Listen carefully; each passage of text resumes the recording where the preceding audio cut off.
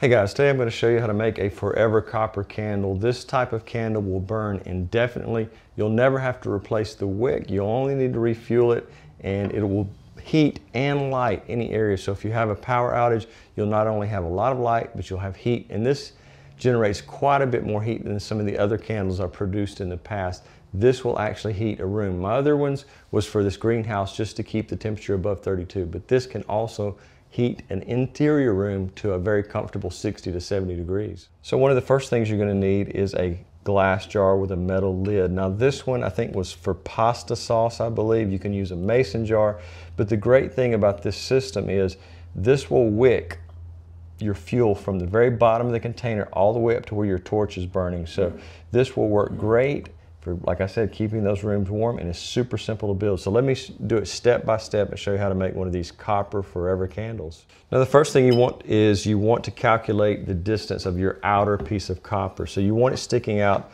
of your jar just a couple of inches. So you'll need to mark it with a marker before you cut it, and make sure you're going to have about 2 inches out of the top from the very bottom. So let's mark that right there.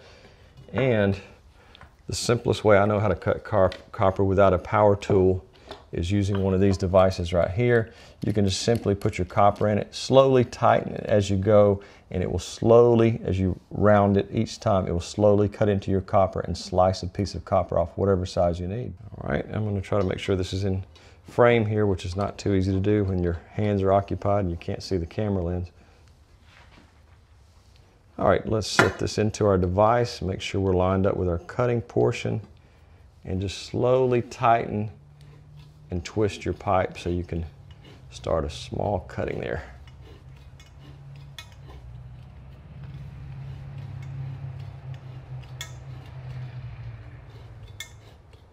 Now we've cut our piece there, and let's test it and make sure it's going to be about 2 inches out of the top of our jar, whatever, it's a mason jar, any type you use. So it looks like we're coming out close to 2 inches right there, and that's what we want. We want it to be a little bit raised up off of the top of this jar right here. Next, we're going to need to drill a hole in the top of this jar. All right, we're going to drill a hole right in the center of the top of this jar. Now this is a 7/8 bit, and that's about the right width for this. It's going to be a really tight fit into the top of our jar. Just going to carefully put that in there.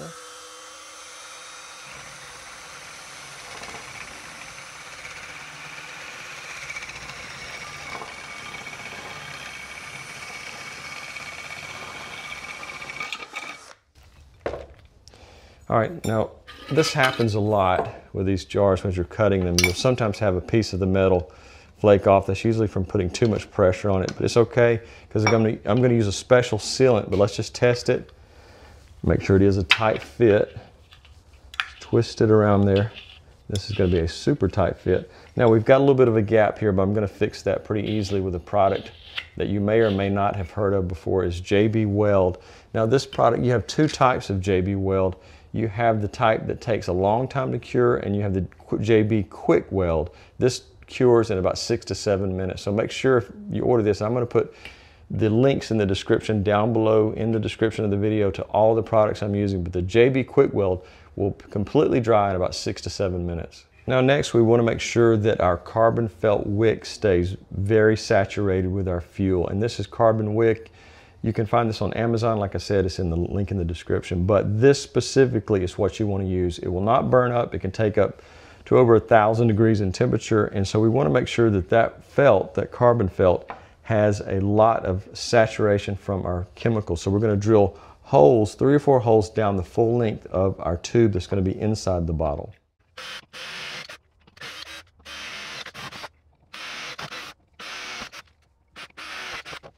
Now, I'm hoping you can see that clearly, but I've put in 5 holes along the full length of our pipe that's going to be inside the bottle. That's going to help feed our wick.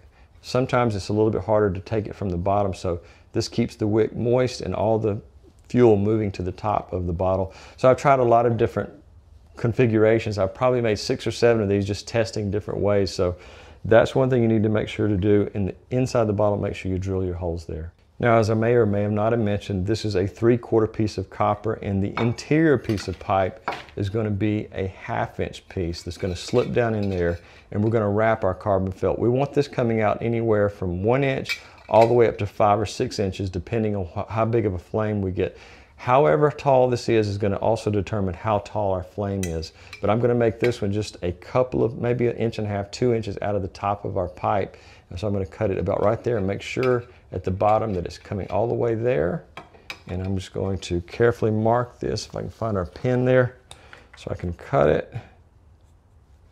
And I'll carefully cut that again with our tool.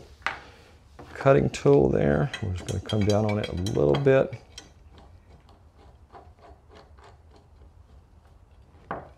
Make sure we're lined up properly there, and just do some gentle rotations. And each time you just tighten this down just a little bit.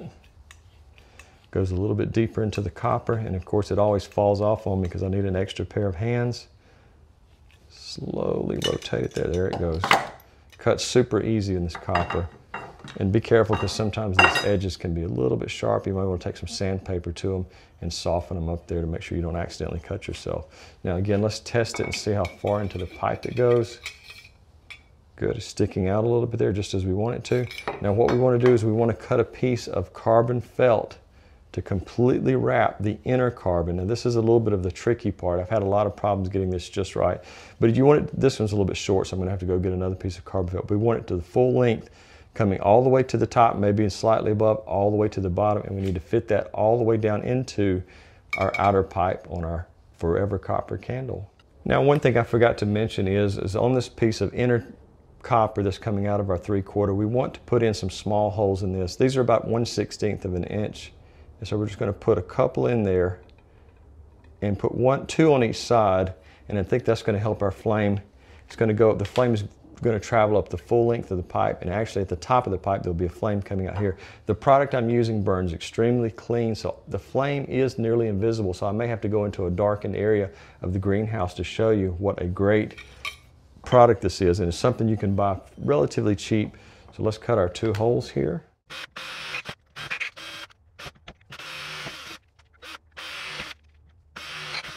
Now having these holes in there is going to help the height of the flame. Now I've left my sanding block in the garage, so I'll go back and get that later and do a little bit of sanding on this because there are some sharp edges there, so just be careful. Make sure you do a good job of sanding these down so you don't cut yourself if you try to pull this out once it cools down. Never touch it when it's been burning because this becomes red hot. Now I found that wrapping the pipe with this carbon felt, it's a little bit on the thick side, so if you pull it and you can stretch it a little bit, and it kind of thins it out and makes it a little bit easier to wrap your pipe with, because you're going into such a tight fit when you do the 1/2 into the 3/4. So just do a little bit of pulling on it, stretch it out so it's a little bit thinner before you cut it. Take your piece of copper and then carefully wrap it, and then get an idea of exactly where it needs to be cut at. You need to do it the full length of the pipe because sometimes these tend to bunch a little bit as you're putting it in there. So just know that you'll probably need to cut off the excess once you're through. Okay, I'm just going to carefully cut that. Okay, now I know where I want my cut to be made at.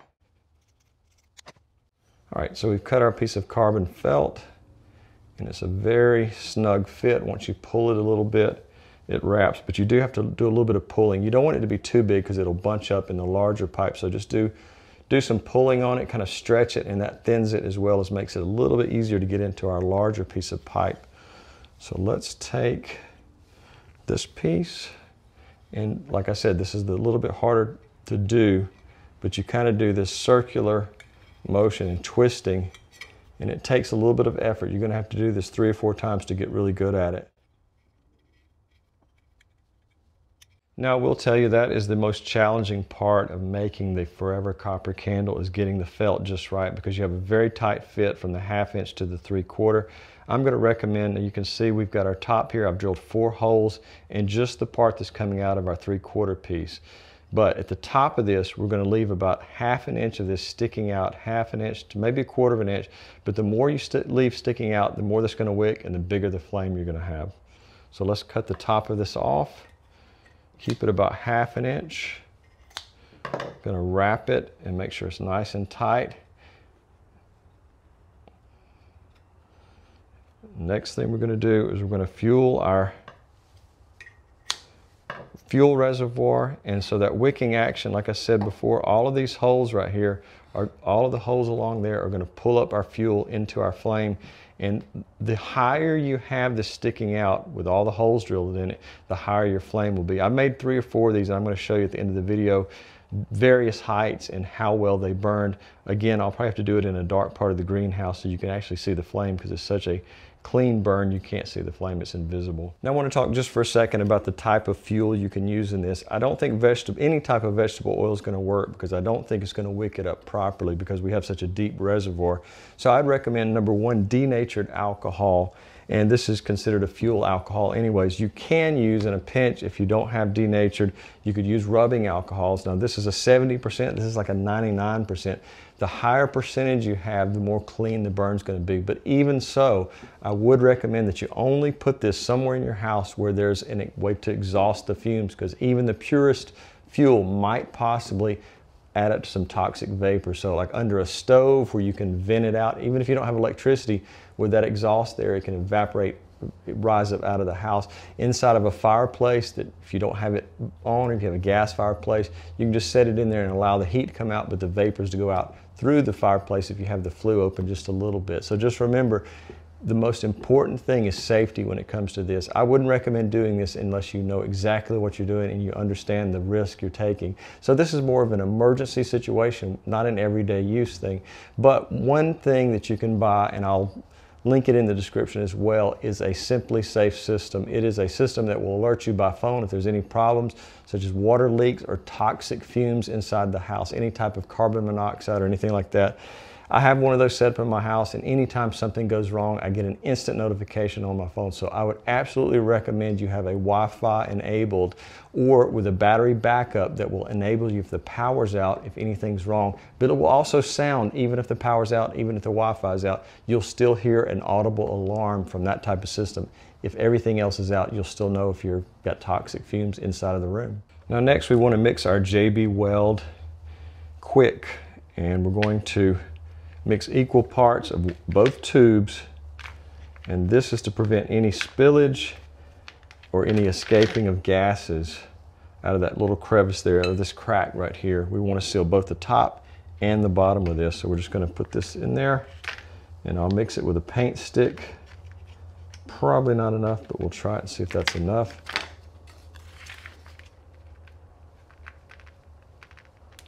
And like I said, this sets really quick. Amazing how it works compared to the standard one, which takes a number of hours. And we're going to take our something where we can just paint it on, kind of in a maybe a little bit of a sloppy method, but we're just going to go around the edges of this, top and bottom. And like I said, we've got a little area there that cut open a little bit too large when I was using our paddle bit, so I'll just make sure that I go all the way around and put a little bit more in that little spot. Sometimes that happens, and we'll just put a lot there. Then we'll go to the bottom and do the same thing. This is just a little bit of a safety issue to make sure that we don't splash anything out.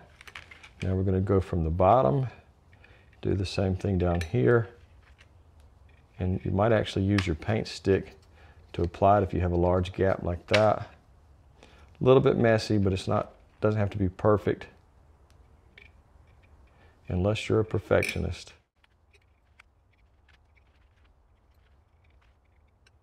Okay, we've got it done on the top and the bottom. We're going to put it back into our jar, and we're going to do a little bit of work on our wick here. It's a little bit, needs to be wrapped a little bit tighter, may do a little bit more cutting on it. But once the wick starts working, we'll be able to pull all of the fuel all the way from the bottom, all the way out. A lot of wicks will not do that. Some of the ones you've seen online are probably not going to work as well, but this type of, once that inner pipe is heated up, it's going to pull out quite nicely all the way to the bottom in this large reservoir of fuel. Now, while I'm waiting for this one to completely dry with the JB Weld, I've got 3 that I made previously, and I feel like this one works fine. There's no issues with it, but I made the copper pipe too short. It will light relatively easily, But one thing I've discovered, and it's very hard to see the flame, but it is burning, and I'll take these into a darkened area and show you on camera. But they're easy to light once it starts the wicking process. Until the wicking process is started, you may actually have to take something like an eyedropper, take some of your product and drop it around the top, and then try to light it. Now, another thing is, once this pipe gets really hot, once this inner pipe gets hot, it's going to really, this one right here puts out a huge amount of heat, and I'm going to, like I said, I'll show you that in just a second. But this one is still burning. The flame is burning so pure that you can't see it. That's the denatured alcohol. The less pure your fuel is, the more you'll see a yellow flame. But this one, like I said, so we're looking at about a 300-degree temperature right there. It's a little bit hard for me to hold it in just the right spot while looking at the camera, but it's a little bit over 300 degrees. It's like I've seen it hit 350 a couple of times. But anyways, there is a flame there, but it's burning fairly pure and you just can't see it. I'll try to put something behind it, maybe. There you go. With a black background, you can see just a little bit better. But yes, it is burning, and as that center piece of copper pipe heats up, you're going to see this flame get bigger, and it will put out quite a bit more heat. Now, this is the second one I made, and like I said before, you sometimes have to prime it a little bit, so you can put just a few drops of your fuel right at the top of your copper, excuse me, at the top of your carbon felt, is what I'm trying to say. Now let's light this one. We've got our here on there, and this one to the right is still burning. And sometimes if you try to light this with a match, it's not going to work very easy. You really need a kitchen torch to do this. Now this one's burning, but as that heats up in that center piece, the flame's going to get bigger. When I show you the third one, you'll be amazed at what the size of the flame is. But this flame is coming up to about here, and as it heats up, the flame will get even taller. Now it's really hard to see, but I'll hold some of this felt behind it so you can kind of get a better idea. There is a flame running up, at least right when we first started. It's about halfway up, and it'll work its way up all the way to the top. But it is burning, and this one puts out quite a bit of heat. Compared to the two on the left, this one is putting out probably 10 times as hot. I'm going to get my thermometer here to see if I can get it to focus in just the right spot. We have a small spot to hit. Trying to get this just right.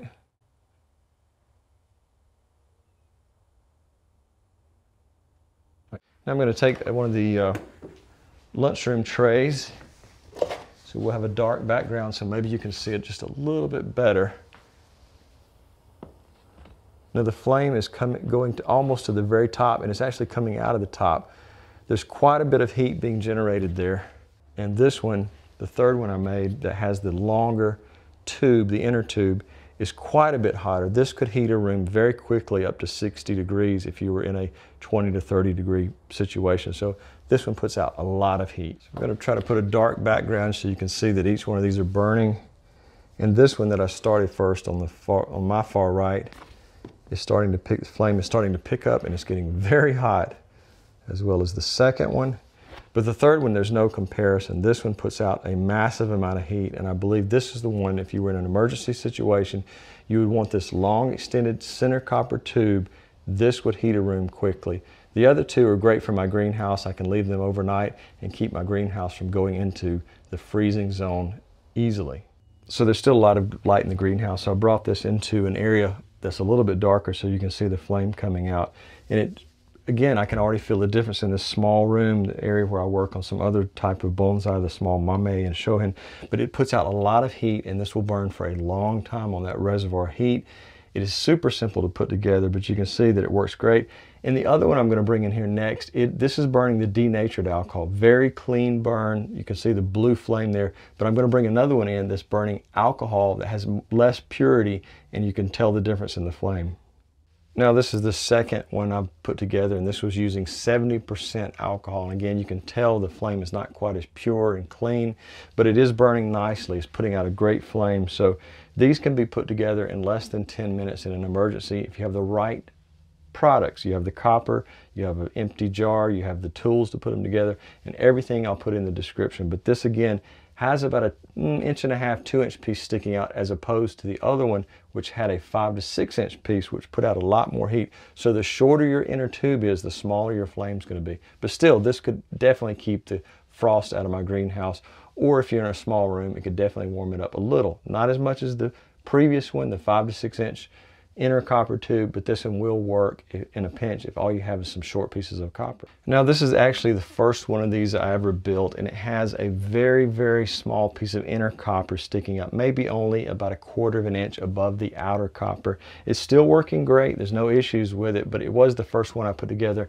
and I had not experimented very much, but this one also puts out a good bit of heat. I want to give credit where credit is due, because this idea did not come to me in a dream. This was actually put together by Robert Murray Smith. He's a British chap who has a channel, and I consider him to be a mechanical genius. He has some of the most interesting videos, so I would highly recommend you go to his channel, Robert Murray Smith.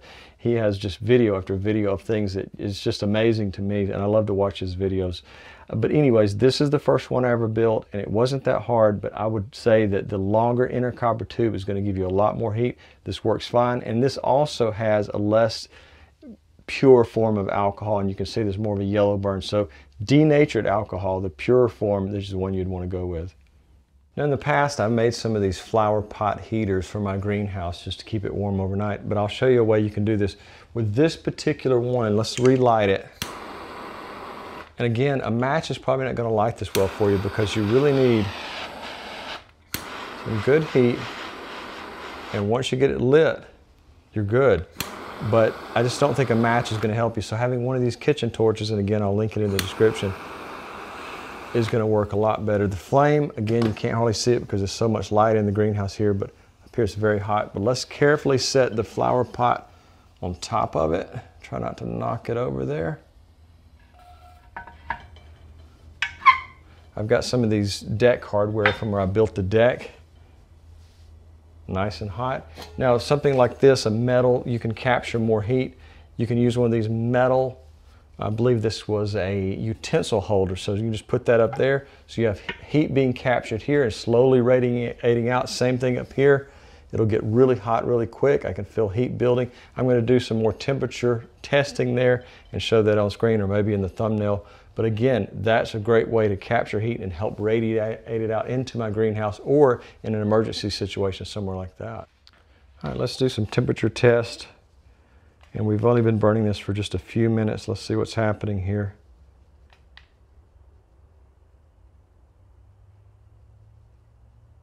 And so over time, this entire flower pot is going to capture that heat and slowly radiate it out into the room. Now I'll put the link up above to the flower pot heaters I've done in the past, but this one is really starting to heat up well. This had a lot of moisture in it previously, so that is not smoke coming off of it. That's actually steam from moisture that was inside the flower pot, because previously I used this as a filtration video. It's a water filtration video that I put together, and so that's why there's so much moisture inside of this pot, because of that video, and I'll put that video right here up above. But again, this is just steam coming off the pot, all the moisture escaping from that pot. So let's do one last temperature check right here on the copper pipe. Amazingly, I've seen over 900 degrees. So this candle, heater, lighter gets extremely hot. Sometimes you don't see the flame, you don't realize it's lit if you're using a really pure alcohol. So just be careful with that, because sometimes you won't even see it there. All right, so this last one I just built, and this is the one I built at the beginning of the video. Again, I've primed it by putting some of our fuel right here around the carbon felt. I've poured a little bit in there. So when we first light it, we're going to see a little bit of the debris or the impurities in the carbon felt burning off.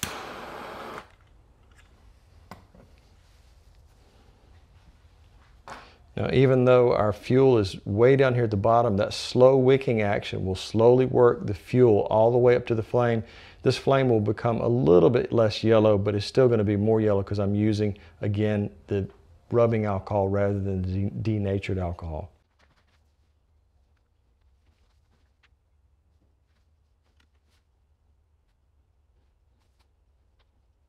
Now lastly, I've added the stainless steel mesh, and this is just basically a tuna can, but it is getting red hot on that tuna can. I'll show you exactly how hot it is just by putting a little bit of water up there. So it is extremely hot. And I think the can may crack, it's gotten so hot. But anyways, yeah, that's one of those things that you can do. You can put some stainless steel mesh to kind of capture and radiate the heat out. Also, you can put a top on it to catch some of the heat. Try not to put too much water on it or you might have a little bit of a steam explosion there. But anyways, that's another thing you can do is by using this stainless steel mesh. I got this off Amazon, and again, I'll put a link to everything I've used in this video except for the copper pipe. I think it's too expensive to buy online.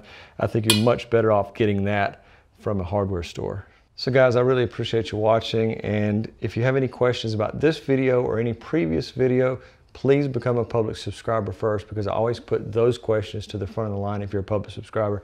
I get so many videos during the day, it's just hard to answer them all. I'll be spending 2 or 3 hours a day answering and responding and giving my opinion about those questions. So again, safety is paramount with this. If you are not experienced with dealing with this type of stuff, don't do this. So just remember, safety is #1 above everything else. So guys, have a great day.